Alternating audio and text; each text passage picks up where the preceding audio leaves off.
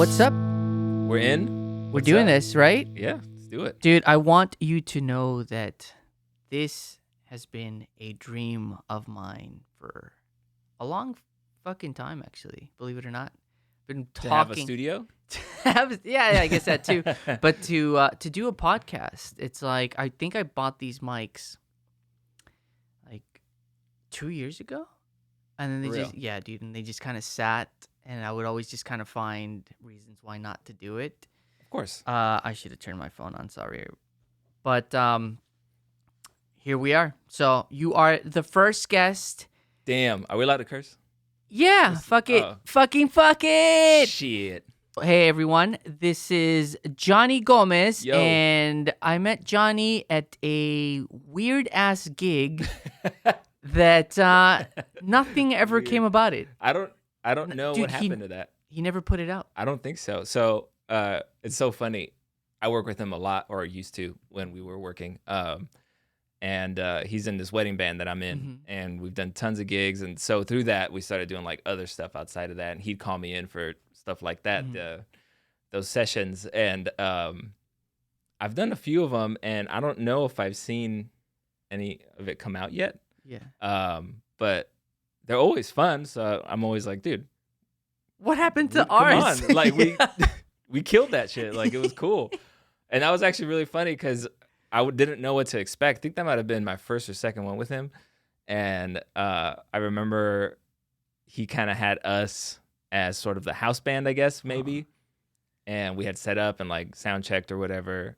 And then Bodacious Thing shows up. You know, you walk in and I was like, damn. And then who's this fucking idiot? Yeah. Yeah. And then your girl walks in. I was like, damn.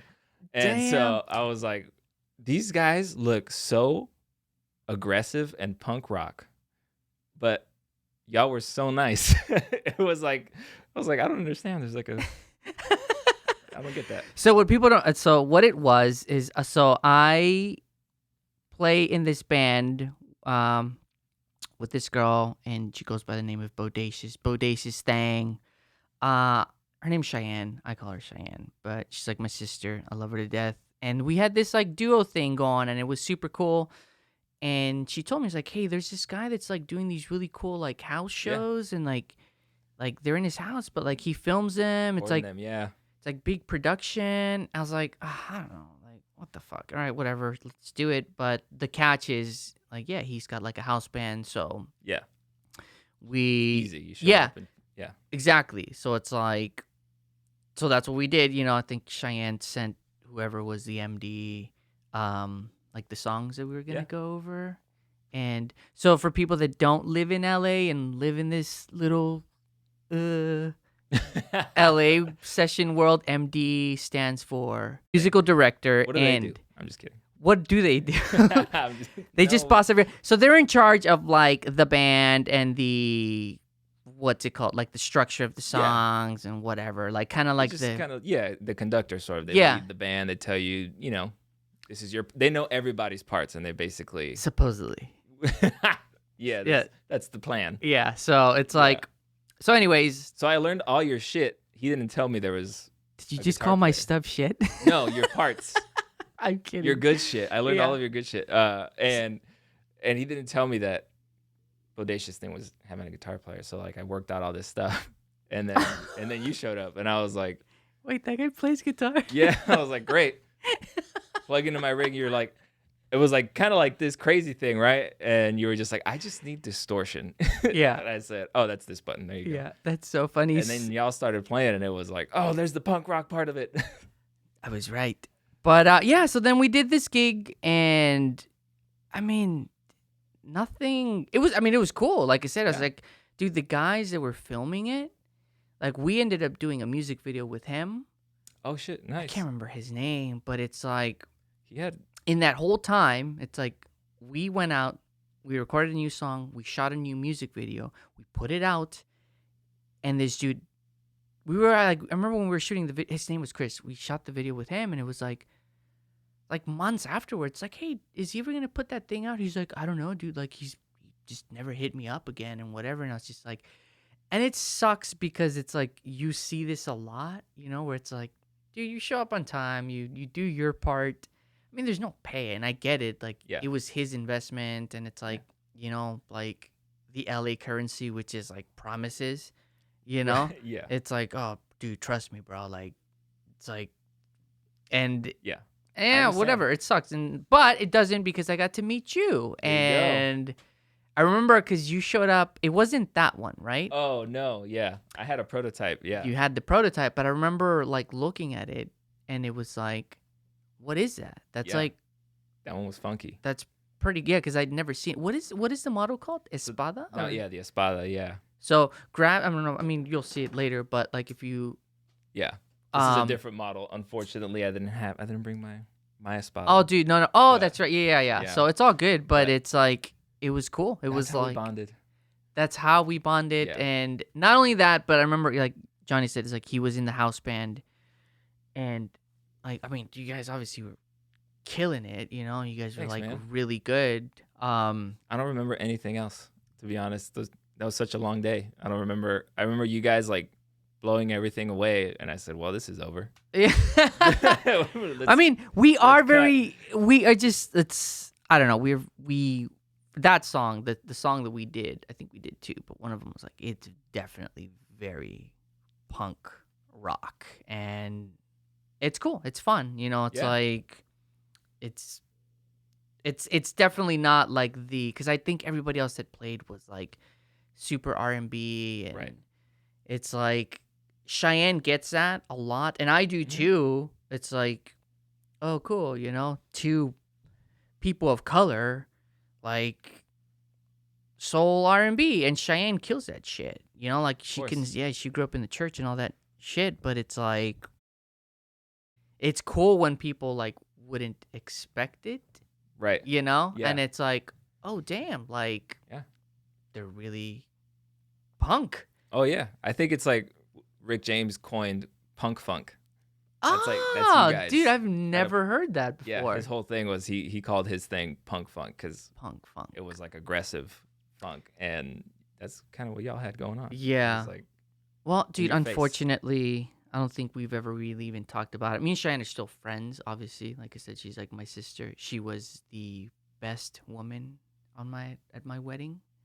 oh shit. So yeah, best. Oh, that tight. Okay. Yeah, I didn't know dude. that. She's That's like, awesome. dude, she's blood, man. I love her to death. But yeah, I'm not doing that anymore with her. Oh. That's Yeah. a bummer. Yeah, she's just, it's dude, she's Sort of a fucking- natural thing, I guess.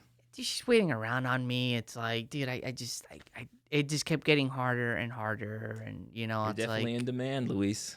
You're in demand. yeah, dude. I mean, dude, it is. It's hard because and we'll this is a nice little segment into kind of that because Johnny just started his company, which I is did. Cute Rigs. Cute rigs, yeah. That's But it's like, and we've had this conversation in private about, dude, it's hard to balance, like what it is that you're trying to do, and then still have time to play and right. do all that stuff. Obviously, this last year was, I think, easier because nobody was playing and nobody was touring. Right. But it's like, and I think for me, it that was really like when I got this shop and everything. It was at that point where it's like, dude, shit or get off the pot. Right. Like, Exactly. Yeah. And it's like the whole reason we get into this, what we do here now, in the tech world, I guess you could say, is because of guitar playing, music, and I guess in my case, sometimes it's like, oh, this is like a side thing for Mhm. extra money, Mhm. and then next thing you know, that's all you're doing. You realize, oh, this side thing, I can actually make a living off of this. Probably, yeah. And I just had this conversation, which is like, yeah, because it's that, it's like, dude, we would play shows in the other band that me and Cheyenne were in, and when we were touring, and anytime we'd have shows, dude, like, dude, I always had my little business cards, and I just, to the other bands, Yeah. it's like, hey, bro, you're out of tune, bro. Like, even if they weren't, bro, it's like, I mean, like, that's hey, what you did to me, basically. hey, man, you You're need like, to set up. hey, that's a cool guitar. Anyway, so it's it Yo, needs to check- get intonated. Dude, Here's that's my- it's like, dude, you sounded horrible, bro. It's like, you know what I mean? It's like, cool set, but but it is those things where it's just like, I think naturally, like, I just got to meet a lot of people like Yeah. that, and it's like, after a while, it's like, oh my god, cool. Like I really kind of enjoy doing this, and it's like, oh man, this side thing is actually like, wow, like I can actually go out and eat for Yeah. once and not stress over how are we gonna split this $500 check into like 6 people and still have enough money to record an album and promotion and all these other things. It's like, I mean, dude, as you know, it's hard. Trying to do the thing, the music thing can be challenging, and some people are wired to continually go after that. Rod. Which is funny because right now when you're talking to, when we told the story, I was thinking like, I don't know if I told Rod about you or if somehow I had just met you and then he said, I just met this guy Luis, and I was like, wait, what?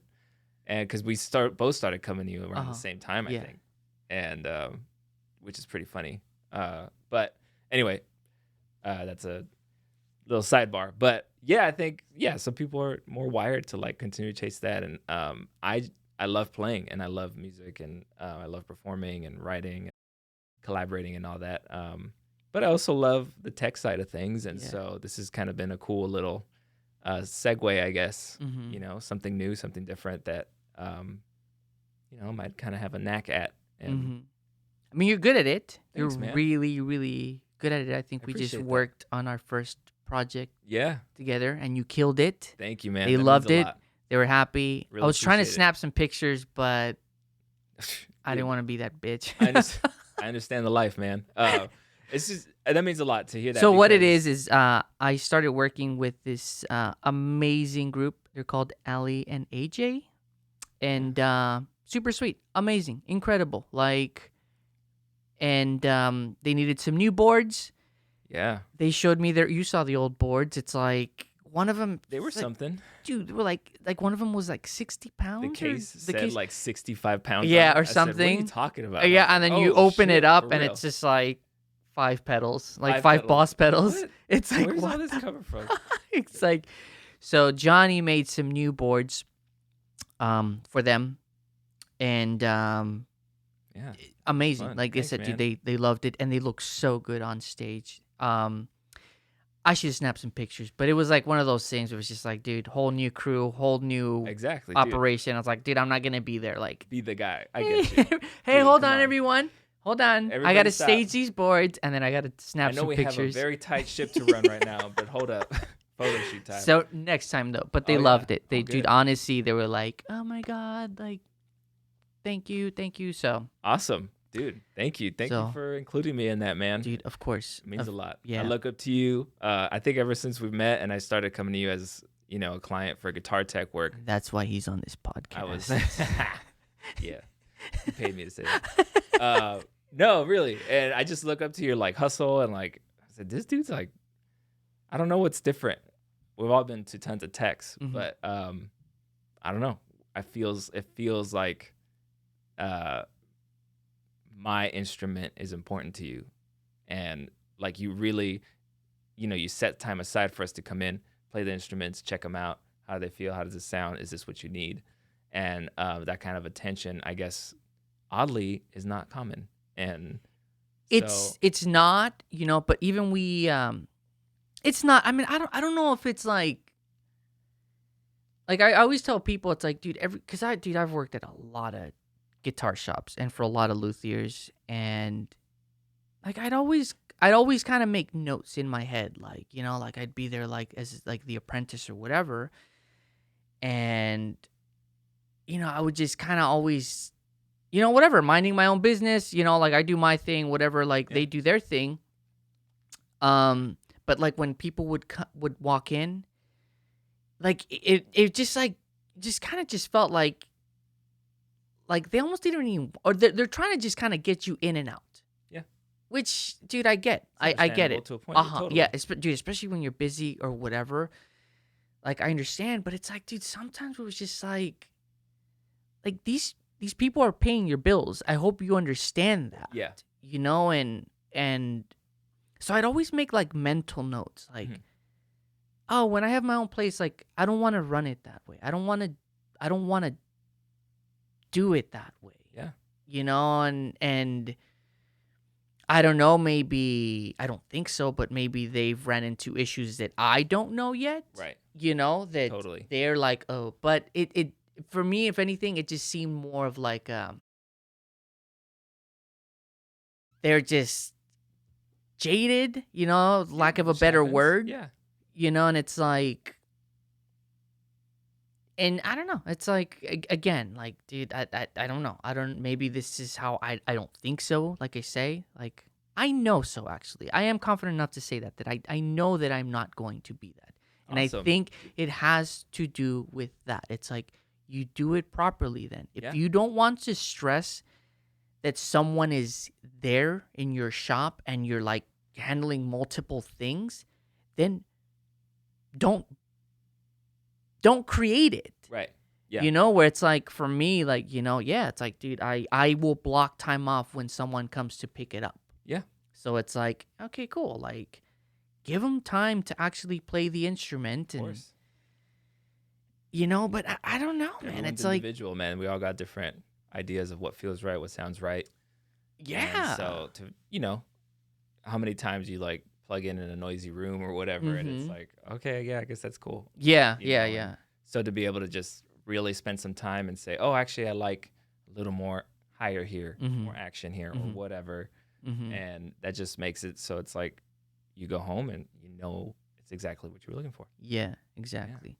Yeah, I just, I mean, dude, I don't know this shit. Like, nobody teaches you. You Right. know, it's like, because I know we've had some conversations, and it's kind of what I want to get into. It's Yeah. just like with your cute rigs, Yeah, man. thing. You know, where it's like, you know, you've kind of like just dealing with clients and people and different attitudes and knowing what you're worth and Totally. things that, like, again, like nobody taught me. Right. You know, it's like I was just telling one of my clients yesterday. It's like, because for me, I've been here in this shop now for since January, so it feels like home now. It's like, oh, Yeah. okay, cool. This is my thing or whatever. But people that have yet to see it and they come for the first time, they're like, oh my god, dude, fuck, like, are you excited? I'm like, well, yeah, of course, but Yeah. like now I'm like, I'm in a groove. I'm getting into a Right. groove of things, you know. But Sometimes it's like so much shit is coming in. And it's like I haven't yeah. had time. Yeah, yeah, yeah, You know, yeah, yeah. I I'm don't have working. time to be excited, and it's Yeah. like, you know, it's like, but it's cool. It's Yeah. badass, Making and shit happen, dude. yeah, We're all out here looking from the outside, and it's like it's really awesome. And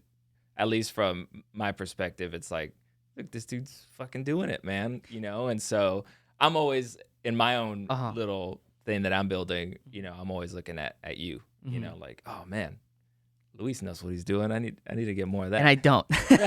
And that's the thing. That's Yeah. the secret, dude. I swear to God, dude. It's like I don't know what the fuck I'm doing. I think I have an idea of what I'm doing, but it's just like trusting the process, and dude, all it is just showing up. Yeah. It's like, dude, the world's gonna slap you in your pretty little face and knock you down, but it's okay. Like, and it's so cheesy because you hear this when you're a kid, you know, it's just like, oh, you know, like when you get knocked down, you get up again. You're never Yeah. gonna take, you know, whatever that song is Yeah. like, whatever, dude. I get it, but then it's something to understand that there is truth to it. Yeah, Dude, it's like totally. you literally have to take it day by day. And it's like, dude, some days when you have bad days, it's okay. Yeah. It's part of it. It's like, and you know, it's like I didn't coin this phrase, but it's like, you know, just showing up. That's all you got to do. Yeah. That's it. Show up every single day. Show up. Yep. You know, and then there's things that you can do that you understand that's why, to go back to what we were just kind of saying, where it's like, I don't think I'm going to become that jaded tech, because I've set certain things where I'm like, you know, like, I don't know, tenants. It's like, Mhm. and one of my clients told me about this, and it is cool, where it's like, you know, one of the big ones for me is, okay, when I opened up, dude, everyone blessed their heart, but everyone was like, bro, I want to come in and drop some guitars off. And I'm like, oh, cool, cool, cool. And, course. you know, I Yeah. used to out of just habit, I was telling everyone, you saw the old space that I was working out of, was like, I don't know, just give me a few days and I'll hit you up. And dude, by like the 30th person that came by, and I'm like telling him, I was like, yeah, just give me a few days. I'm like looking at my spreadsheet and thinking, dude, it's just not going to work, man. Right. Like, you just fucked yourself. Yeah. Like, and then feeling weird was like, dude, it went from like a week to 2 weeks to 3 weeks. And it's like feeling really uncomfortable. Right. And it's like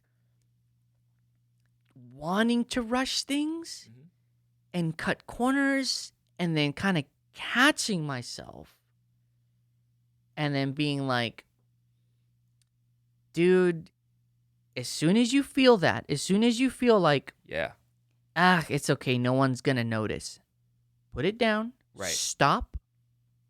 Put it down. Totally. Go for a walk. Yep. Or if it's close to the end of the day, that's the end of the day. Yeah. Put it down. Come back at it tomorrow. You might be another day or two late with the client, but they will appreciate it if you. That's the thing. Honesty. Yeah. Dude, just be honest with people. And if there's something that I can do, like, dude, I have a broken headstock that I've been fixing for, like, I told the guy 3 weeks.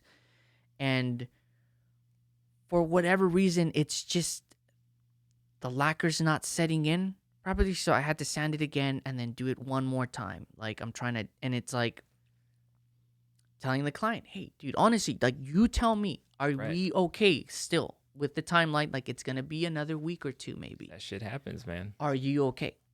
Yeah. Because if you're not, I'll accommodate. Like, maybe I'll give you a discount. You know what? Like, fuck it, I'll knock off $30 or Totally whatever. reasonable, yeah. Or as opposed to just like, fuck it, radio silence, and you'll hear from me from another 2 months, and then when you pick it up, I'll be like, sorry, dude, I ran into some issues. It's just like, just let them know that you're important, that they're important to you. That's it, man. You know, and dude, and even doing that, some people, they're still not gonna take it very well. Like I've told you about, you know, or it's like certain clients. I'm like, dude, I've gone above and beyond, and it doesn't matter because for some people, they're not, you know, they'll just be like, cool, thanks, see you later. Yeah, they'll never notice all the tiny little things and all the love that you've put into it. Yeah, it doesn't matter. It doesn't. Yeah, it's interesting because sometimes, at least in my newish venture so far. So real quick, how long have you been doing it? Let's talk a little bit about. So who is Johnny Gomez? Because I don't know who the fuck you are. No, I mean it's like I know you, but it's like you know, like how'd you get it? So you started with guitar? Yeah, I started playing when I was like 12. And I think my dad got really excited about it because he always wanted to play music. So he's always been, my whole family's, I'm grateful, always been super supportive.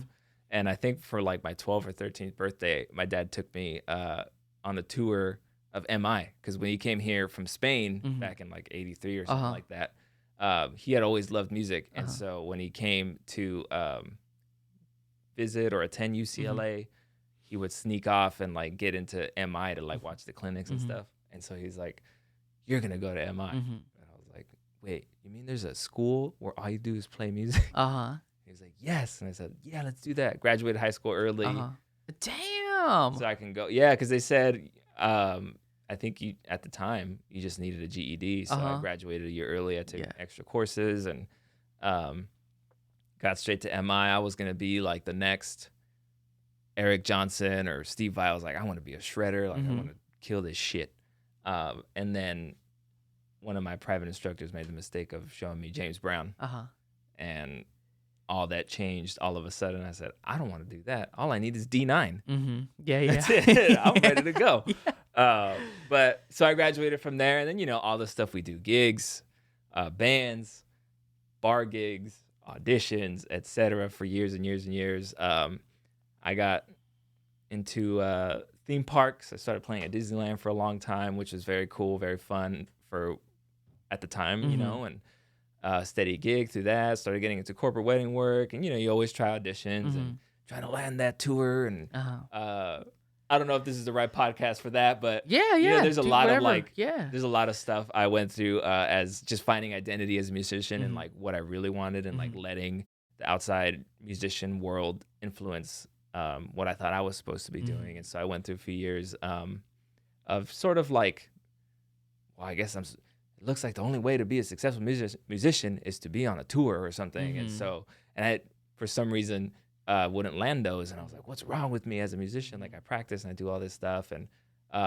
thanks to therapy, I started going and I just started realizing like what really matters to me and like what I really want to do. And it made me appreciate what I am doing, you Mhm. know? And so fast forward a little bit, just doing my thing, getting gigs here and there, doing sessions. And um, this COVID thing happened. My entire year, 2020, was like wiped out. Mhm. Thankfully, I still doing some stuff at churches and Mhm. things, kind of staying kind of steady and, you know, just hustling, doing whatever I Mhm. could. And while I was doing all this, as far back as like 2007, I actually found old diagrams from like 2007 when I was in my MI notebook. Instead of listening in class, Yeah. I was drawing my ideal signal path, Yeah. my ideal rig, and using like whatever, like a PV power amp, a Mackie mixer that has 32 channels, whatever. I'll take it cheap, whatever. Mhm. I built this like rack system, Mhm. with wet, dry, wet system when I was like 16 from finding information online and like what Steve Lukather used, what Mike Landau used, what this guy uses, all this Yeah. stuff. And so I had these like diagrams. And so like, yeah, I had this like 3 cabinet stereo system with like full looping and like switching pedals in and out with MIDI, and like I had rack effects and everything was like separated and nice, and like I had a mixer to like mix my effects, and totally nonsensical for gigs. Like I Mhm. remember I brought it to like the Viper Room one time with my original band, and it was just a disaster because like they mixed the effects cabinets too loud, so it was all just delays in the house and no dry cabinet. And like, but I was like, no, this is my sound. I'm gonna keep doing this shit. Eventually, like I was doing it myself because I had emailed Bob Bradshaw or something when I was like 16, and I was like, hey, I want to build this. How much? And he was like, I don't remember, but it was in my 16-year-old mind. It might as well have been $50,000 or Mhm. whatever. And I was like, Bob Bradshaw? yeah, of Custom Audio Electronics. Got it. I didn't know a thing about this stuff. So when he Uh-huh. said it was whatever exorbitant amount of money for a Mhm. 16-year-old at the time, I was like, he's one of the OG like Mhm. rig builders, you know? Mhm. And so I said, well, I got to figure out how I'm going to do it. So then I went, at the time I lived in Riverside, I went to like this local electronics shop Mhm. that was like, smelled like it was from the 60s, and a bunch of old I dudes working there. love that smell, dude. Dude, you know what I mean? It's I that know. like It's musty, so like weird. vintage Dude, it's so weird. equipment vibes.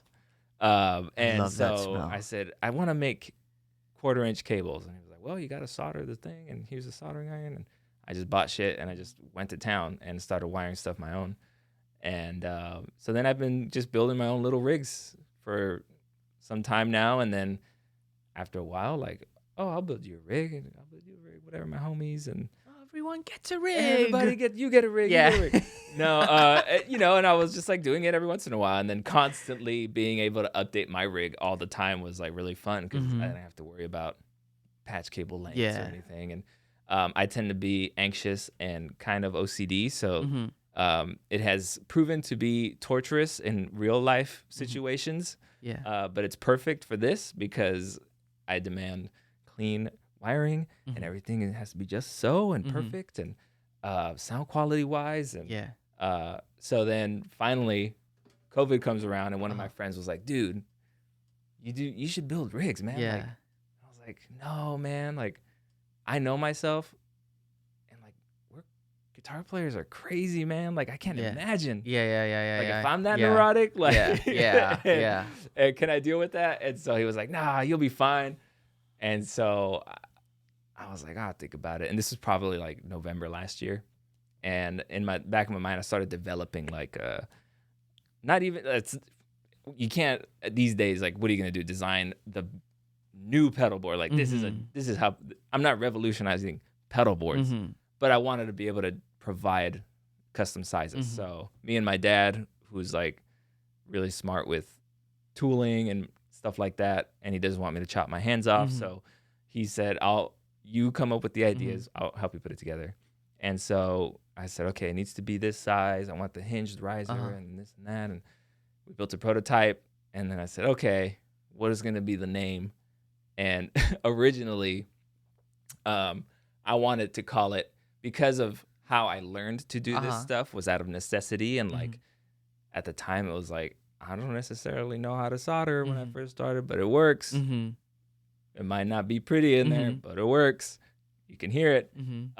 So I just thought, I'll call it Ghetto Rigs, because I just, but it'll be excellent, amazing work. Yeah. So it'll be like a play on it. Yeah. And I was like, I don't know. I'm not really vibing it. Thank God you didn't I know. And so then I was like, man, all I want to do is like make people's shit cute. And I remember telling you guys, like, I'll make your shit cute, man. Like, come on. And so I said, cute rigs, and dude, I love it. You got to have a cute rig. Your shit's got to be cute, man. You can't be sounding all good and have an ugly pedal board. Yeah. Which happens a lot. Yeah. So officially probably December or January, I've been cute rigs. Yeah. You've been cute rigging it. Yeah. And so then, kind of getting clients here and there. Started off with just like one, our buddy Rod Castro built him. Shout out to Rod Castro, Rod dog. Castro, the man. And then through that, the sluttiest endorsee I've ever met. I love you, buddy. Dude gets around. He does get around in a good way, though. Yes, he's the best. And so and then kind of word of mouth, and I had to just like jump in and be like the builder, the social media guy, the emailing guy, the inquiries guy, the quotes guy, everything. And I was like, I'm still figuring that out. Like sometimes like I have emails that like sit for 5 days. I'm like, fuck, I've been building. Oh fuck, I forgot to email this guy back. He wanted to know. And then this morning, like I woke up and my eyes were like, email. I like open up the laptop. Yeah. And fucking Gmail will be like, received 7 days ago. Do you want to follow up? I was like, fuck. Yeah. And and then just the usual shit, like starting up, like around Christmas time or January, like because of COVID for one, and then like the election, and like the USPS has unprecedented levels of shipments coming in, and so I had like 3 builds waiting, and I had no supplies because they were lost somewhere in the country, and I'm like, oh my god, I'm just started, I'm already burning down, crashing in flames, but everything's fine. I'm building stuff constantly, which is very cool, very fun. It can be stressful sometimes, but I don't know. I just talk to you, and I learn. Yeah. Dude, don't do that. I don't know anything either. But I mean, dude, that's rad, man. Reminded me of kind of when I first started too, and like not saying no to anything and taking everything. And exactly. I mean, dude, I started kind of like, officially my thing started in 2015. That's when I decided to kind of go on my own, which is crazy because, obviously I've been doing it for a lot longer than that. But, dude, same thing. It's like when I kind of knew that like the band thing was just not going to work out and I wasn't going to be the next Slash, is like, oh, what else can I do, you know? And you can still be the next Slash if you I want don't to, Luis. want to, man. Set your mind to it. Nope. Not at all, man. It's like... You play Ernie Ball strings. Yeah. Dunlop pedals. Yeah. Seymour Duncan pickup. Dude, if Slash walked in right now, dude, I don't give a fuck, dude. I would kick all of you out, dude, and then I would do whatever he would want, dude. I don't... He is the person that I'm like... Dude, I'm here because of him. I moved to LA because I saw that November Rain video... I need to go whatever that alley is. I want to live there. Dude, I swear to God, this will be a whole this podcast will be like 5 hours long, dude. Just me talking about how much I love that man. But I am terrified to meet him because I've met some of my, people that I've admired and influenced in me, and it's, what you expect. It's just, and I like that. Just, dude, he's a superhero for me. When you think of like literally any person that doesn't play, what's a guitar player? That's usually the picture is Slash with his hat. Dude, yeah, on the Les Paul. Dude, it's oh my god, man. It's like for a while there, I was like, fuck, man, am I gay? Like, do I? Like, I love this man so really much. love that nose ring. Oh man. my Really god, looking- dude, I loved everything about him. It's just Dude, like I've been there. I totally get it. For me, my first one was Brian May. ew. I thought stupid ass. I thought he was the coolest. Yeah, I said, whatever the fuck that guy's doing. yeah, Holy shit. yeah. Dude, that tone, I mean, is like you still hear it, and it's just like, how? Who? yeah, Nobody else. dude. It's He him. doesn't get much love for like his, like, cause he built his, and all that stuff, and Yeah. dude, like him and his dad, like, dude, similar, like his dad was super involved, and That guitar is like, it's hideous. I kind, will tell yeah. you this, dude. It is hideous. I swear to God, it is one of the ugliest guitars I've ever seen. But it works like for a him. circle. It's his thing. It's bless his heart, man. Yeah. Like he, but he doesn't get enough credit with like that type of stuff. Like Playing and technical. yes, Yeah. where I feel like Van Halen, Eddie does. Like Yeah. everyone, it's like the Frankenstrat and all this other stuff. Where it's But like, wasn't Eddie more like, let's just take a fucking That's it. saw to it. dude, and, that's like, it, dude. make And it work. yes, dude. And it's like it's funny how like certain things just there's so much like Yeah. It's interesting. yeah, but you admire it. I think Yeah. from like a builder's perspective and There was a engineering video point of view. going to the hideous thing, Uh-huh. the Wembley concert, Uh-huh. and I remember as a kid watching it, and Mhm. like Brian's like playing a solo, and because he uses like individual on-off switches for the Mhm. pickups, Mhm. for him to like switch his sound, there's like a close-up where he's like shredding, Mhm. and to like switch to the rhythm part, he's like doing all this stuff. Yeah, all like, these switching. I'm like, yeah, I gotta turn this one off. Yeah, Out of phase in, out of phase. yeah, yeah. I was like, Yeah. why don't you just put a regular? I know, dude. It's just, I mean, dude, musicians back then, dude, worked, bro. Like they were Yeah. actually really good. Even like studio stuff, dude. I admire those dudes, man. Now it's Totally. like, is there a pedal for it? It's like, oh, is there a plug-in for it? I like, hate pedals. yeah. No, dude. It's like, but it's always like, what's the quickest, cheapest way to achieve what these people were able to do back then? You know what I mean? It's like, I mean, dude, the fact that as a kid you're like designing all these like cabs and it's like, dude, it is complex, man. What people used to do in the name of tone is Right. like wild. Yeah. Where now, again, it's like, oh, dude, did you check out the new plugin that allows you to play like Tom Morello? Like, The Tom Morello plugin. you know what I mean? And it's like, I get it. It's cool, but dude, I sound like an old fart now. Like complaining, like back in our old day, Yeah, you used to well. whatever. But it's just, it's gonna get like this. Yeah. It's like That's natural. Yeah, that's evolution. natural evolution, Yeah. man. Lazy cunts, bro. Ah. But no, but it's like I don't know, man. It's cool, dude. That's a really really cool story. I also have to, because I know certain people are going to probably wonder. You went to MI. Yeah. I went to MI. Mhm. What years did you go? Like I don't know, 06, 07 or 07, 08, something like that. Dude, you were OG, man. Yeah. It was an interesting time to go, Mhm. actually, thinking back. While I was going, I feel like YouTube was becoming a thing. I don't think it had become like an educational tool yet. Mhm. So it was like YouTube and just really like the internet as like a platform was becoming like, a tool for like exposure, because Mhm. we had MySpace at least, Yeah. and like Facebook was like Yeah. coming up, and The good old days, and dude. so like Jesus it was Christ. like it was different. It was Uh-huh.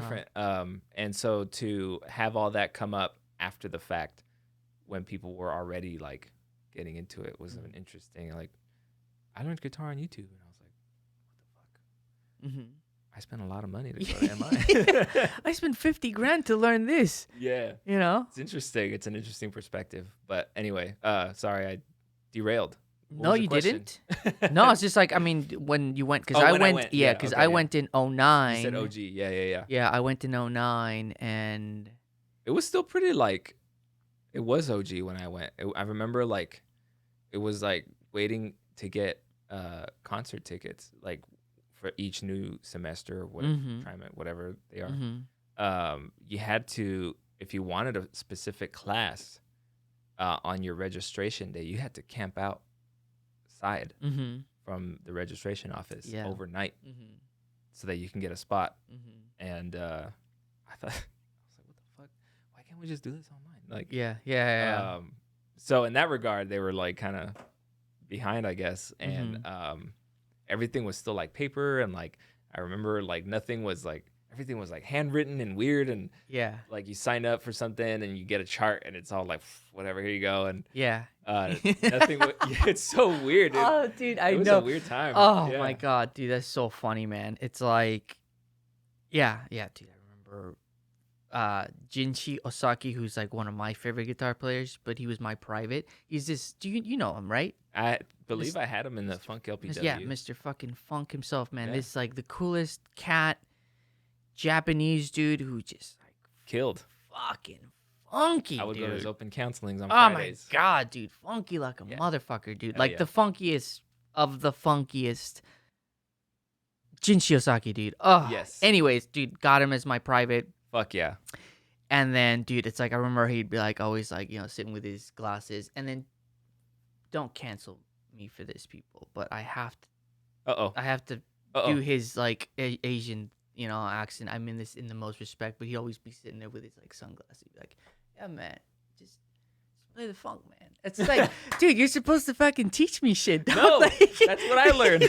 That's the same thing. Like, that was my experience. Yeah, dude, he just sit there, like, yeah, man, it's funk, man. That's it. Just fucking funk, man. Just oh play man, the funk, man. And then it's like, he'd always like make these little charts, And then it's just like, dude, and it's like, dude, I'd be in it, man. It's just like, oh, cool, whatever. It's like, I guess it kind of makes sense. I'll just check it out later, man. It's like, and he'd give me the chart. And then later that night, like 2 a.m., like practicing or whatever. And then I'd bust out his chart and then I'd look at it. And it's just like, dude, I don't understand anything this man wrote. It's like, it's all these like squiggly little lines. And like, I think this is kind of what he said. Funk. Yeah, exactly. It's like, dude.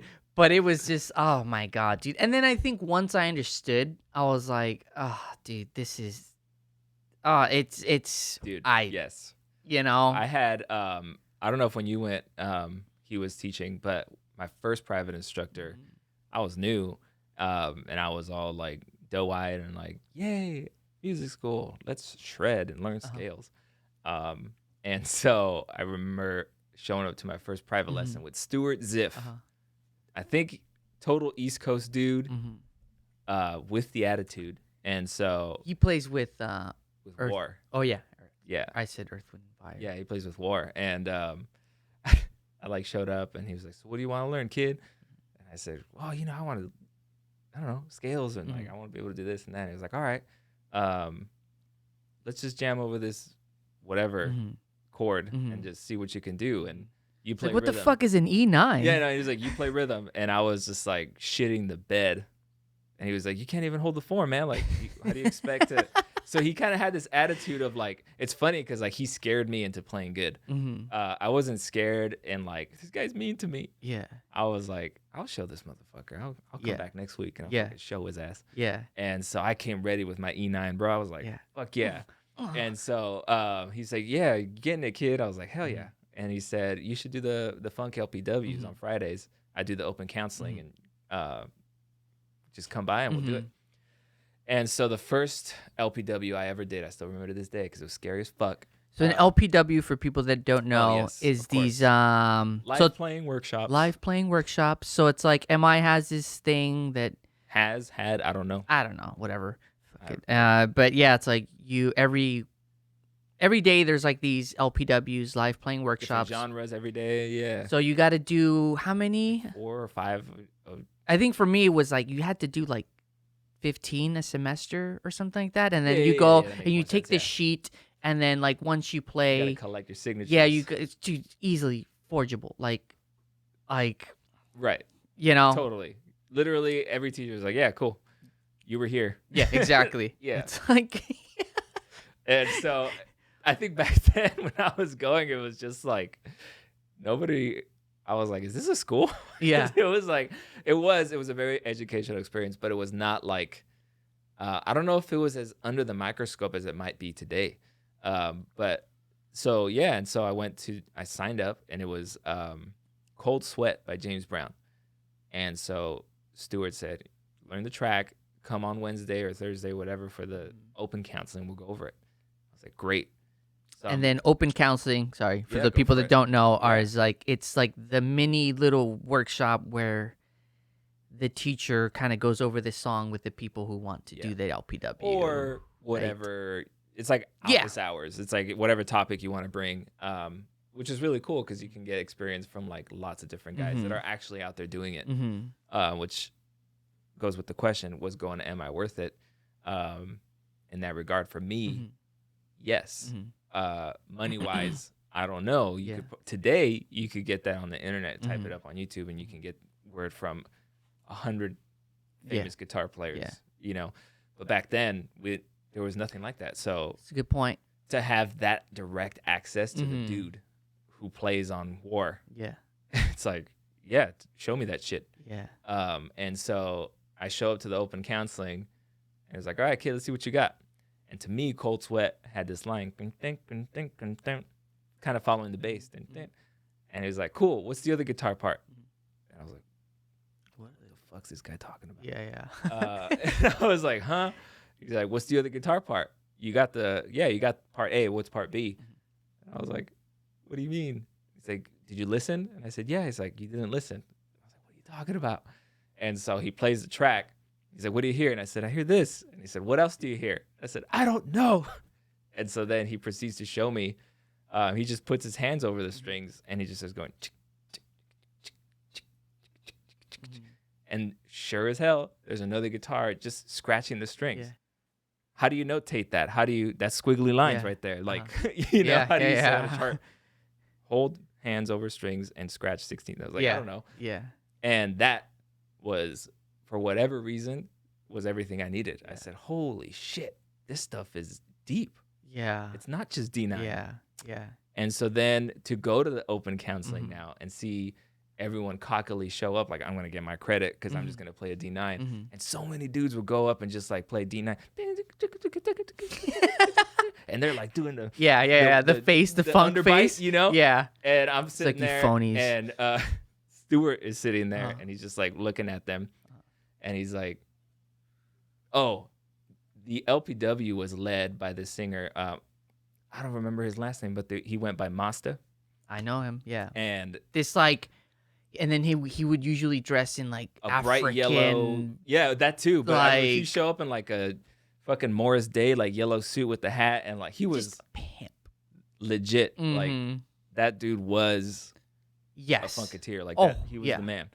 And he was the leader of that workshop, and he didn't fuck around, dude. Yeah. Like he treated it like he was James Brown, Yeah. and you were getting hired, Mhm. and you would know if you fucked up. Yeah. He'd be like, "Get the fuck off my stage. That's not how you do this Mhm. shit." And to me, that was cool. I said, "Oh, this is like real life then." And so I went up and I did my thing, and Masta was like, "See, that's how you do this shit." And Stuart was like, "Hey man, you knocked that out. You listened to the song, you got the parts down. That's how you do it." And I said, "Oh, yeah, well shit, all you got to do is learn what's on the album." You know, and so I'm rich, bitch. I know, literally. And so then after that, I'd show up every week, and like I came ready to like make sure that I was like, I better get that smirk from Master or whatever, you know. And I didn't always. I got fucking chewed out by Master a few times. Yeah. And it was scary, but after like my first semester there, they got replaced because I guess a lot of people were not thrilled that they were so aggressive, which kind of bummed me out because I was having fun, man. I thought that shit was cool. Yeah. To me, it seemed like this must be what getting gigs is like. And it kind of gives you a tough skin, like, oh, okay, I guess I didn't do the job. Let me go improve. I don't know. Yeah. And so that's when Jinshi showed up. And not that, Hey, man. that dude was fucking badass. Uh-huh. He was a little more gentle about it. And it lost sort of like the edge of like, I got to get The this gig. intensity. Let me fucking do this shit right. Yeah. Listen to the band, and it just became just like show up and play, and it was like, cool, here's your credit. Mhm. I was like, oh man, Yeah. I wasn't scared. Yeah. I I mean, miss dude, there's that. something to be said about being fearful for your life. It's like, dude, it feels like that. Like, Yeah, and when you go to auditions, it is that cutthroat, and it's like, because there's 100,000 dudes that could play just as good or better. dude, LA, especially, I mean, not now, but dude, any given day, dude, you throw a penny on Hollywood Boulevard, dude, chances are you're gonna hit a fucking guitar player, dude, Yeah, with his or a MI bass, badge walking from class. yeah, dude, it's like everyone plays guitar and everyone's really good, dude. I remember the first day when I showed up because I went to MI kind of late, dude. Like I got into it late in the game. Finally had the balls to move out here when I was 25, and dude, I had a band in Texas and fucking whatever. We did our thing and it was dope, dude. We did very well, and for Texas, Yeah. but when it came down to like, okay, cool, we've outgrown it. We've done everything that we can in El Paso, mighty El Paso, shout out. It's like, okay, well, what are you gonna do next? And it was kind of that shit or get off the pot. And I've always been like the so gung ho about whatever it is that I'm doing. Yes. And it's like, cool, fuck it, man. Okay, let's tour. Let's do this. And dude, fuck, like not knowing anything, dude, picking up the phone and calling like the Knitting Factory and the Viper Room and the dude. Whiskey, like, Ooh, hey those man, days. it's like, hey, I play in a band in El Paso and we're really good and we got these many followers on MySpace and blah blah blah, and they're like, what the fuck, like, what? Dude, I'm the bartender, bro. Yeah. Like, I don't know, like, it's like Email somebody. exactly, and then you never hear anything. exactly. It's like, but the few, Send your EPK. yeah, oh, dude, the physical, dude, which we did, man. It's like, Doing that shit no more. but I don't know, man. It's like, and then at some point it was like, okay, I want to continue. My friends don't. Yeah. Cool. Time for me to, and then whatever, fucking my life imploded and did all kinds of dumb shit. And then I got my shit together and said, fuck it, I'm moving to LA and coming out here. And, it's like the coolest and the hardest thing that I've ever had to do in life, dude, because everything that could go wrong went wrong. Yeah. Like when driving down here, dude, like, and, being so dumb and naive, but I'm thankful that I was that dumb and naive, because if I didn't have that and I was a, logical person, I would have sat down and been like, LA is more expensive than El Paso by a long shot, and I better just stay here. yeah, exactly. And then I'm going to need this much to survive. And if I'm going to go to this school that's really expensive, I'm going to have to cost average that into fucking whatever, blah, blah, blah. And I still don't know what any of that shit is. no, me neither. But then that's what I'm saying. But for me, dude, and I know that there's a lot of people like that, they always kind of try and like the risk to whatever. Dude, I sound like a dumbass because I am. That stuff, I wouldn't do it. If someone told me, hey, 99% chance probability that you're going to end up sucking some homeless man's dick to survive, it's like, okay, cool, then I'm not going to do it. But being naive and thinking, oh, dude, I'm going to be the next Slash, got me here. And then it hits you, you know what I mean? Yep. But it's like, dude, I had to stay in my truck for like 2 weeks because the thing that I was going to deal with and I was going to stay with fell through. And then, dude, my truck broke down. Like, I moved here with $1,000 thinking that was going to be enough to kind of get my foot in started. It's like, I didn't take into account the driving, and then I had a big ass truck, dude. It's like, dude, I couldn't park anywhere. Welcome. Dude, it was a mess, dude. It was a mess. But, it's that. It's like, but yeah, I remember finally, whatever, like I got situated and attended. I remember the first day at MI, going in, showing up. Did you start with MI for guitar or guitar craft? Guitar. Okay. But, dude, because I'd already been working on my guitars. And I wanted to go to GCA, which is the Guitar Craft Academy, which no longer exists. Oh, shit. I didn't know that. Dude, it was always like their bastard child, dude. Like, it was like, yeah, those dudes over there, like, whatever, Exactly. But it's like, I remember, and this is why I'm always like, I have this love-hate relationship with MI. It's like, again, you know, it's like, dude, I'm glad because I got to meet a lot of cool people. Yeah. Cheyenne, you know, Dude. like I did get to meet a lot of cool people. I had great experiences. Same. And I don't know what it's like now. You I know, don't know I what it know is. it's Yeah, I was not gonna say. what like, dude. It was like borderline wild, wild west. But dude, I love it, man. I remember. It was borderline. I remember being kind of confused because things were not what I expected Mm-hmm. necessarily. I had like, what is it, 70s in my Mm-hmm. head. Like, Mm-hmm. you had to know your shit. You already Yeah. had to be like Yeah, fucking yeah, top yeah. level to get in. And I understand like, yo, we gotta make money, so Mm-hmm. whatever. But I can't imagine what it's like now with all the free resources out Mm-hmm. there. Someone might think you're crazy for being Yeah. that much for MI, Yeah. but it's funny because I feel like I learned musicianship and being professional and being on top of my shit more at MI than I did the actual like applied theories and things like Mm-hmm. that. Because there's still a lot of stuff that I'm like, oh shit, right modes, like how does that work again? Or like, which I might old me might have been shameful about. Yeah. But I feel like it was worth whatever thousands of dollars it Uh-huh. was. I don't know, but I wouldn't have had the experiences that I did. I wouldn't have been scared. I wouldn't have had that like hunger to be like, I'm gonna fucking show up ready. I'm gonna nail this gig, LPW, whatever. I'm gonna have the tone. I'm gonna have the fucking parts. Like that shit's mine, you know. And so I don't think I would have had that. Yeah. I don't think I could get that today being on YouTube. Yeah. Like, this is funk. Yeah. Yeah. Here you go. Yeah. And like, it's interesting though. The other part is like, maybe in a way I've become, because that's kind of I love funk music, 70s, 80s. I'm a huge, Prince is like my number one hero. So I feel like I could maybe sometimes come across as a funk elitist.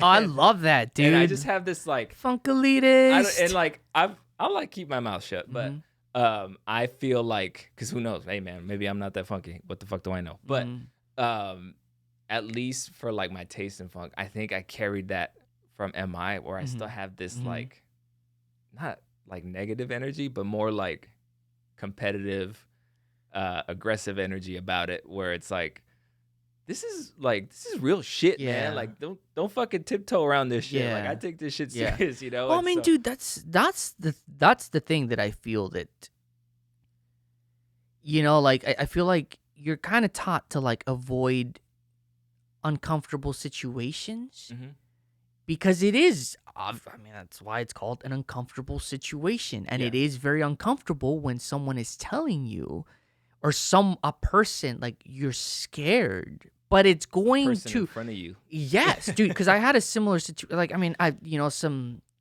some people that I would consider mentors throughout my life that I'm like, dude, I'm scared to work for this person. Yeah. Like God, I don't want to go in. I don't want to work with this. Even like with the repair stuff. Like, dude, I've worked for some luthiers that like would really intimidate me, good and bad, you know. Right, but it's like there's no denying when it's like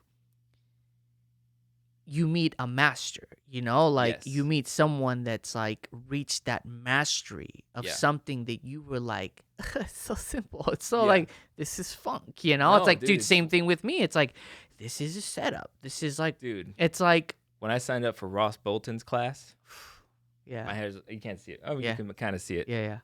My hair's just standing up. You are a hairy motherfucker. Thanks. That dude, speaking of mastery, fucking hell. For real. And man, that dude, like, he just like, he was sweetheart, but he would tell you if it wasn't happening. Not in a mean way, but he's so nice that I felt bad. I was like, fuck. I thought I had that down. Yeah. But dude, that guy had it. Yeah, he did. Yeah. Ross Bolton is another, he was a big reason why I went to MI, believe it or not. Oh, really? Yeah, dude. But it was, I think, at the end of that where it's like he was doing, because he wasn't teaching anymore, but he was doing private lessons. Yeah. And it was the thing, it was like you had to camp out. Yeah. It's like, dude, fuck, man. Isn't By that the weird? time, I remember it's like one time me and my buddy showed up like at 5 a.m. thinking like, dude, we're gonna get a spot.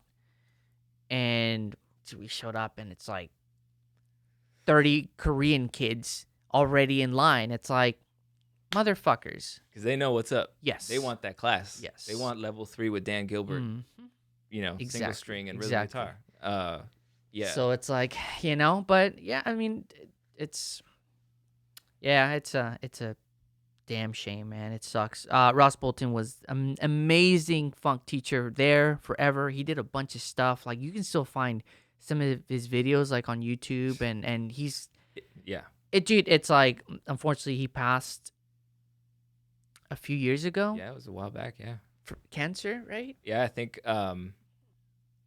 Or I saw someone post recently that knew him pretty well. Yeah. Another guitar player, and I think they said it was like Easter a few years ago, and it was around that time. Mhm. And so, yeah. Crazy, man. Yeah, Enjoy your no matter life, what. Yeah, people. Seriously, for real. man, because dude, yeah. But it's cool, man. It's like, this one says, like, dude, someone like him, like, he's left all this art, all this knowledge, all this that'll last forever, Yeah. until we fucking blow each other up. Right. But it's like, dude, it's beautiful, man. That's like, what Something else? like that made it worth going Yeah, to MI. dude. You know, Yeah. Yeah. I don't know. Again, I don't know what it's like today, but Yeah. Anyways, it's it like, was I mean, expensive as fuck. But yeah, I couldn't. it's so. I just want to wouldn't- talk about it because I feel Yeah. like people ask me so much about it. I feel like it gets me less gigs when I say I went to MI. dude. I mean but that's what Berkeley kids say too. Where it's just like, I mean, Chris, my producer, who you guys can't see, he went to Berkeley, and it's like, I don't know. I hear it from like everyone. Like, the only ones that I don't hear it from are like the kids that went to like a 4-year university, like USC or Oh, I see, NYU, yeah. or like, but it's almost like, bless their heart, I love them, but it's like very like braggy, like, oh yeah, I graduated my music master's degree from NYU or whatever. It's like, well, that's I always cool. find myself in a crowd like that, whether it's Berkeley or like 4-year college guys, and they're like, "Oh yeah, where'd you go?" I was just like, "I didn't go anywhere, dude. I just listen to records and fucking learn shit, man." Bro, I was born with the funk, son. It's like, dude, I mean, whatever. It's funny. It's like, because I know people probably don't understand this, but like, the session world and the, like, in LA, and it's probably like in New York and like Yeah. big cities too, it's always this. It's very like clicky, Yeah, totally. where Yeah. it's like, but as soon as you kind of, I mean, again, that's why I was like, dude, again, I went to MI or whatever, and they try and kind of, like, you're playing, they kind of try and make you like like general, you're just kind of good at everything. You're not going to do the gigs. specialize. Yeah, exactly.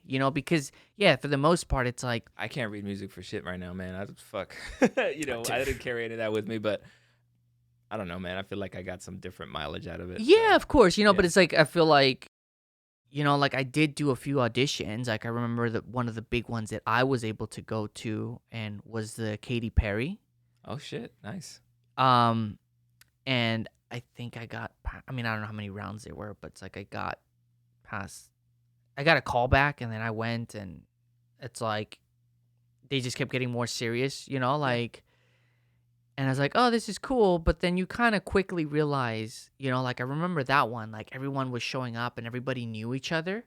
I was like, oh, dude, what's up, bro? Yeah. And it's like, it's like, oh, yeah, man, I just got off the tour with. Well, I ain't getting this gig. Exactly, It's like, and it's not because of like, oh, I wasn't good or whatever, but it's like, dude, I had a full-time job.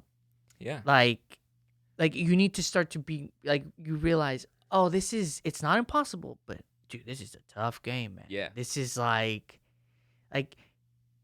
Katy Perry doesn't give a fuck if you can't show up to a rehearsal because, you know what I mean? It's Right. like, it just doesn't matter. Not Right. Katy, but like her MD, like the Right. new word that we just learned. It's like, that's just the name of the game, man. If you Right. can't play it, you're just not going to win. Right. And it's like, it's those things where I started to realize, like, but even that, like the little things that I did do were just like going to sessions at like 1 a.m. to like 6. Like, I was just like, dude, this is just, it's not for me anymore. That's not your. Yeah, that's you not know, your and thing. it's like, That's and really kind of fallen in love with like all the other stuff that I was doing, like the repair things, and that getting more serious and more serious. And to kind of go back to what I was talking about, it's like, I mean, dude, I started in 2015, and it was cool, man. And it's like, it just goes to show you, like, dude, if you just show up daily, like, dude, it takes a long fucking time, but Yeah. dude, you can,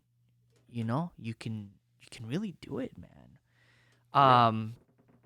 But yeah, man, it's and it's so cool to see you, like, going through it. I'm looking Thanks, man. at his Oh, board because he brought it, yeah. so we'll show you guys. Hell yeah. But I mean, I think we talked a little bit of the blood and the sweat Yeah. part, the sweat equity. Learning. But dude, I mean, tone wise, like, I feel like how has your board evolved and like, Oh boy. Yeah. I guess earlier versions, like I mentioned, that giant like stereo system Yeah. was, I guess at the time my mindset was, I'm just gonna be an original band guy or original artist, so this is my sound. yeah.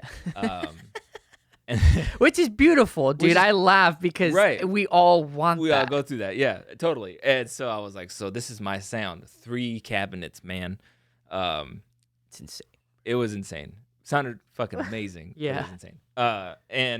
So, and then, you start getting gigs that are not for your own thing. So then all of a sudden your stuff doesn't really apply because you got to be able to cover a lot of things. Mm-hmm. So then I got into like a small pedal board that can kind of do all the basics. And then I was like, cool, but now I'm missing my stuff.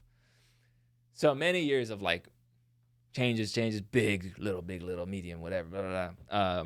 I feel like I finally landed somewhere where I can pretty much do all the shit that I love from my own shit.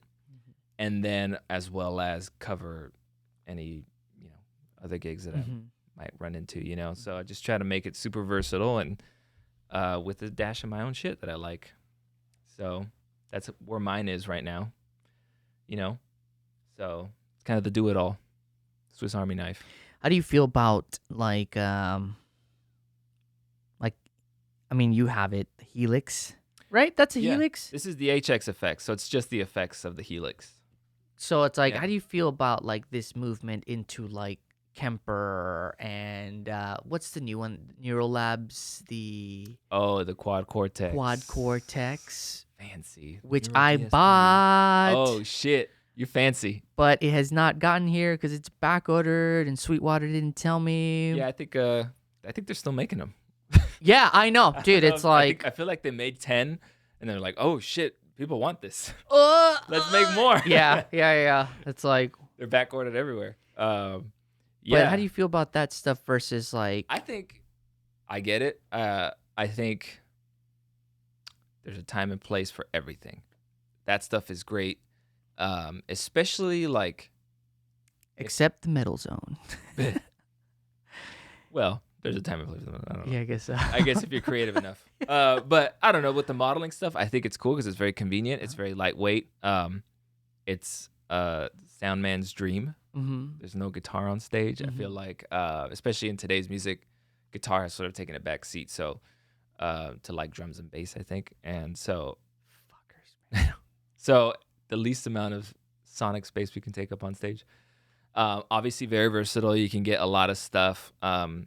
If you're gonna be very picky about like the delays are not as cool as Strymon, man. Yeah. You're never gonna be happy with anything. So Yeah. Or your rig just turns out really big. But Yeah. I came to terms with like, because I used to have like multiple delays and like reverbs, and I realized I was like, I don't really use this shit. To me, the delay on the line 6 sounds fine. So I came to terms with that.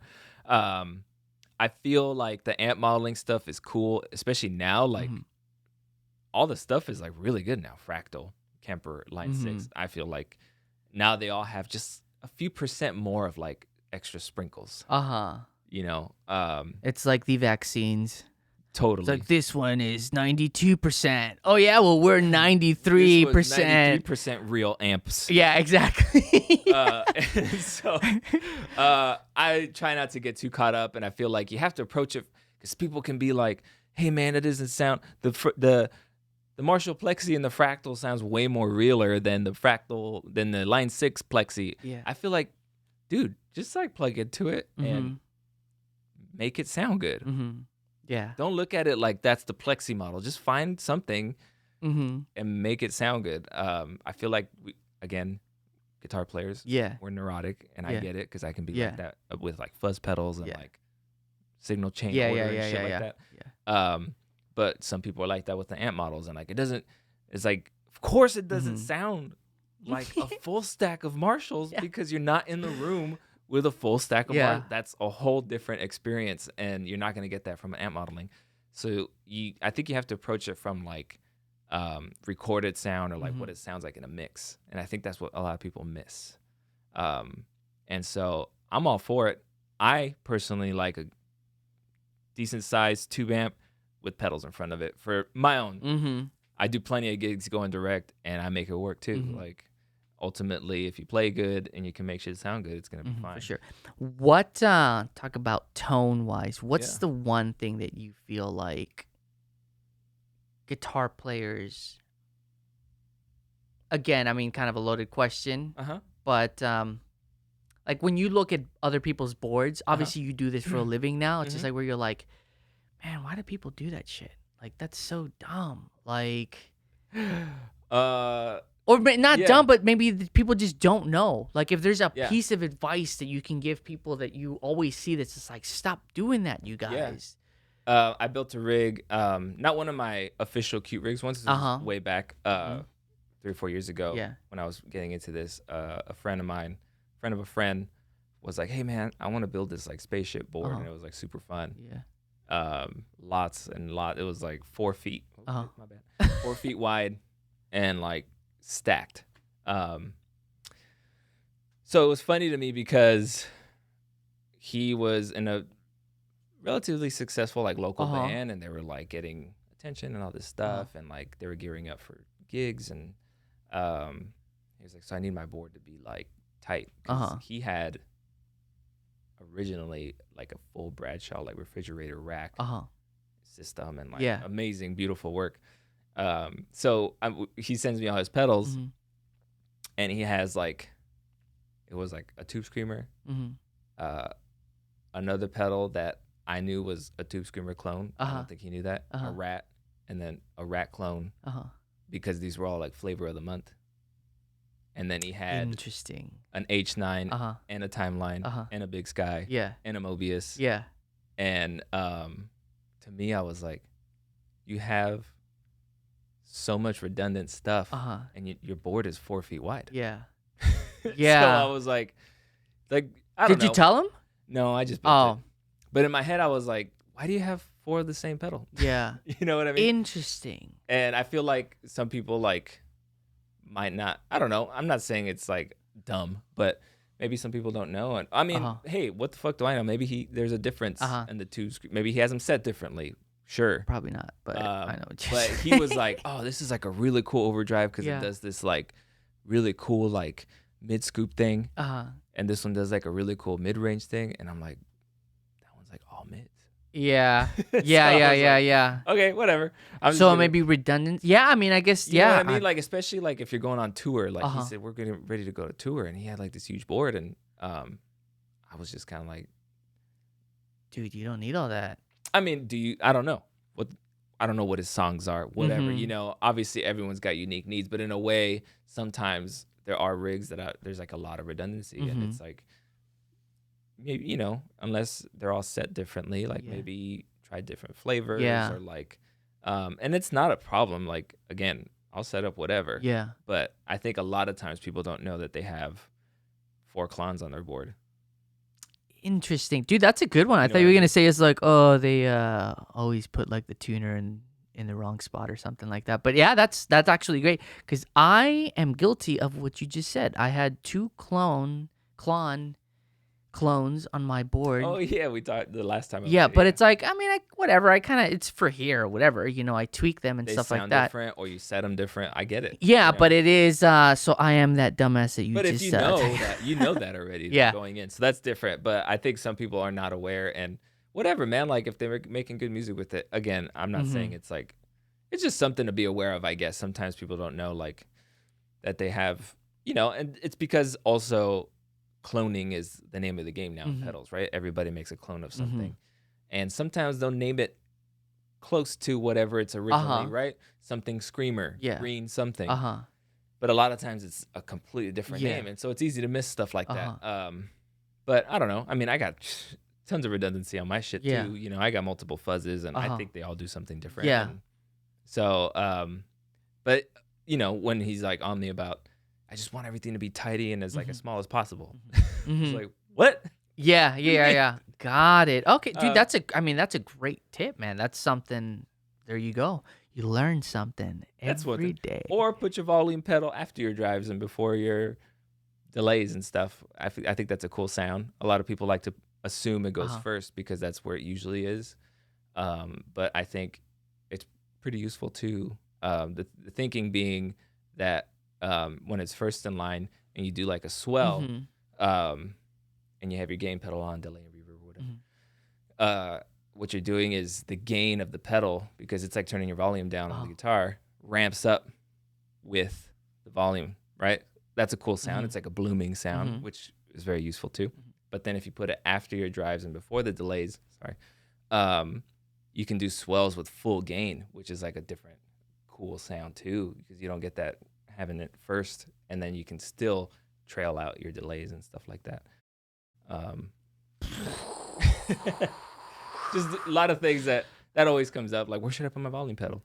Or I mean, I could go on. There's so many things, like you can go into like buffers, or like how buffers affect volume pedals and why you need different impedance volume pedals, and like there's a lot of, it's a very Mhm. stuff that I always took for granted, Uh-huh. and I was like, why would I build boards? Everybody knows this shit, Yeah. and some people don't, and that's fine. Yeah.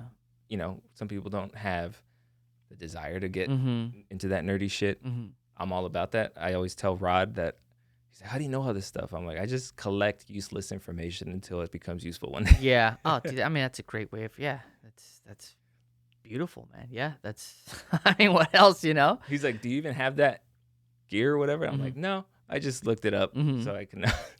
Dude, I 'Cause mean, what if it shows up on my bench one yeah. day? Mhm. I want to know what it is. Dude, that's rad. What do you have coming up? Like, and I'm just kind of like seeing what's Yeah, going on with Cute Rigs. What are the plans? What are the cute rigs, man.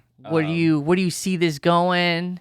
Well, obviously, I always try to stay modest. But I don't know. I definitely, uh, right now, it's kind of it's doing its thing. Mm-hmm. It's not the most oiled machine, like I mentioned before. Uh-huh. I could do better with getting back to emails sooner or whatever.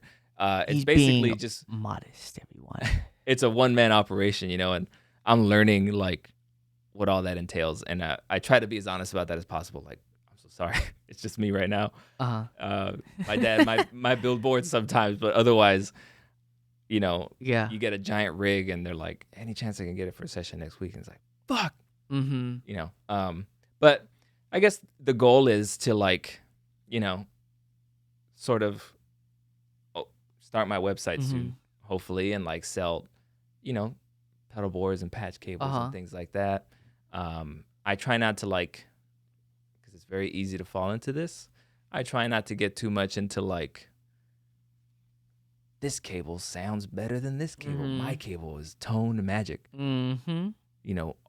Buy our special tone Yeah. patch cables. Hey man, I don't know. Maybe there is something to be said for that, and I can appreciate that. There's still a part of me of like, just fucking plug in. Yeah. Yeah. Yeah. Yeah. Yeah. Yeah. And Yeah. so, I just use good quality shit. That's durable, and sure, I do look at specs, and I'm like, hey, Yeah. this cable has lower capacitance, Yeah. blah Yeah. blah blah. But ultimately, does it work? Does it make pedal boards tidy? Mhm. Is it small enough? Mhm. Stuff like that. So, I definitely start selling patch cables, just like to keep things moving. Get pedal boards out there. You planted a seed in my imagination for like, Mhm. studio style Mhm. boards, which we can talk For about sure. in private more, Uh-huh. to develop the idea. But and definitely, I don't know if I necessarily want to become the content guy. Uh-huh. I don't know if I'm equipped for that yet. Uh-huh. For sure. I like building. I like Uh-huh. to make stuff. Yeah. So maybe as I develop a team or something in the near Mhm. future, what do I know? And just keep building stuff. And just I'm always learning more, and every rig teaches me something. Like, you know, the last rig I made was like, yeah, this thing needs TRS to MIDI cables. And I was like, what the fuck? I've never made that before. Yeah. Now I know how. Yeah. And so every time I get a build in, I'm learning more. And so I can build more and more sophisticated stuff. And I'm just excited to like keep building them. And hopefully gets to the point where I need a second guy or I need a shop on, you know, in Boyle Heights or whatever. So, dude, honestly, I mean, I think you're doing some cool shit. Thanks, really, man. Dude, I mean, first of all, as a player, dude, you are the shit. I love your style, as you guys heard. He's a funky motherfucker. Thank you, man. You're great. You have great tone. You know, it's like, Appreciate it. and I'm excited to see where it's gonna go, man. I'm Me excited too. to do this again. I don't know, maybe in a few months or in a year, and just I'm fucking like in gold chain. yeah, fucking pull up in a Versace. Ferrari, I'm like, dude. I'm selling fucking pedal boards, I was man. like, oh, dude, I'm doing so. I'm having an excellent quarter. My I'm fiscal rich, year is fucking bitch. crazy, man. selling your own cables, dude, because My they fucking magic Yeah. tone. Yo, cables are pretty much all the same, guys. Let's just fucking be real, okay? Damn, you heard it here first, man. But I just get annoyed. yeah, Hey, man, this like, who cares? Mm-hmm. But I get it. But who cares? Marketing, baby. I get it, dude. I get it. But it's good that people hear this. It's like your reminder of like, you know, you got your I get caught up too. yeah. We But all do. Sometimes I have to be like, dude, what the fuck? It's just a fucking buffer. Like, Yeah. okay, Yeah. what the fuck, man? Yeah, Why am yeah. I looking at 10, like, oh man, the frequency response is Comparing charts like you're a scientist. Yeah, like, and I'm like- interesting. like, Again. exhausted. I'm like, Yeah. you know, and then, yeah. Like, this is fine. Sometimes, yeah, let go a little bit. I feel like. Yeah. Except there are some shitty cables, though. There can be, yeah. Construction-wise. Yes. Like, sure, capacitance plays a part, etc. But sometimes I feel like we can focus on that so much. I think that's the thing sometimes. But keep coming to me, keep paying me to do your shit. That's it. Honestly, I don't think you would regret it. He's in the Thank LA you. area. I didn't mean to sound cocky. I'm just playing. No. You should sound cocky. Because, dude, I want to support you so much, and I want this thing to be a big thing, and I genuinely want you to pull up in a Ferrari, dude. That's Hey, my man, one goal of these for days. you, dude. It's just Ferrari. But and that's it's gonna just be full from, of pedal boards. That's gonna be from my OnlyFans though. No, dude, I Guitar- love it. Guitar OnlyFans, like Guitar. I mean, dude, I guarantee you, that's the future, dude. At the end of the day, we're all gonna end up on OnlyFans, begging people for whatever. Like, that's the future. buy my pedal boards. And I'll Naked- take my buy my shirt off. naked pedal Yeah, boards. dude, that's the future, dude. I'll be doing guitar setups, butt ass naked. Like, Oh shit! dude, that's the future. I got 10 guitars I gotta bring. But anyways, dude, I'm gonna try and end all these podcasts with how old are you? 32. 32. Yeah. If you could give little Johnny Gomez, 18-year-old Johnny Oh Gomez, shit! some advice, like a golden nugget of like, I wish I knew this when I was 18. Like, what would it be? Well, Anything. there's lots of stuff. Yeah, but Um, one though. What's like the one thing that you wish you knew then that you know now that you're like, music "Ah, related or just anything." everything. Go to therapy that's a good one. because I just started going recently, Mm-hmm. and yeah, It's helped you out a lot. life, my career. Mm-hmm. Like I mentioned before, I used to be really worried about perception Mm-hmm. and my career, Mm-hmm. where I'm supposed to be. What am I supposed to? It's Mhm. like as a guitar player, I love playing, Mm-hmm. but I don't know. Doing this kind of thing also has been very rewarding, and like, at least in the aspect of making something. I'm making Mhm. things, and I think that's what I'm coming to realize. Like, I love playing out and I love performing, Mhm. but I love making music more. And now with this, I'm making things, Mm-hmm. and something that was missing for a long time, creatively speaking, was that creating, making. So now that I'm making stuff that I love and I'm having fun with and learning, and it's brought back something that I have been sort of missing for a long time because I was so focused on becoming the gigging guy. You know what I mean? Yeah. And so it's excited me about making music again, because I had made a couple albums a few years ago and like didn't really do anything with it, and I just kind of fell off of that because I got so focused on like getting the gig. Yeah. So now I'm just coming to terms with like, this is what I like. I like these things. This is what I would enjoy. This is what I want to be. This is where I want to be. And when I was 18, I was so like, you know, I'm supposed to be this. I'm supposed to be this. This is what I'm supposed to be. This is what, sort of like having my entire self-worth wrapped up in my musicianship and my career. And now I'm working on separating those things. And so I find myself a little more at peace. Obviously, not every day is perfect. Sometimes you get insecure. Sometimes you compare yourself or whatever, you know. But I don't know. I know that's big idea, big thinking, big like concept, heavy goodbye tip or whatever. But I think that's what I would do. That was amazing. Thank you. Thank you so much for gracing us with your presence and your knowledge. I really did learn a few things. I think it's dope. So. And dude, let's do this again, man. Honestly, like let's see if in a few months, you know, see where you're at, and yeah, man. So if anybody wants to reach out and wants one of these bespoke rigs that you're making, where can they hit you up? Instagram, cute.rigs, or shoot us an email at cuterigs@gmail.com. Our website's coming soon with more cute shit that you can check out. So, Hell yes, dude. Thank and yeah, again, man, dude, this was fun. Yeah, man. Loved it. It was Thanks so much for having first me. one, so I hope y'all enjoy it. Yeah. And we got more coming up. I got a bunch of cool guests that I'm trying to book. Slash has yet to get back to me, but I'm sure it's lost. It's there. I'm building his rig right now. And but yeah, so like, subscribe, and if you have any questions or concerns, hit me up at modernguitartech.com or my Instagram or YouTube and all the socials. So that's it, y'all. Johnny again. Thank you. Shout out to the producer, Chris, who you guys can't see. He is a beautiful man inside and out, Cute and as fuck. I love him to death. So thank you, Chris, and we'll see y'all soon. Peace out, motherfuckers. Peace out. I love you.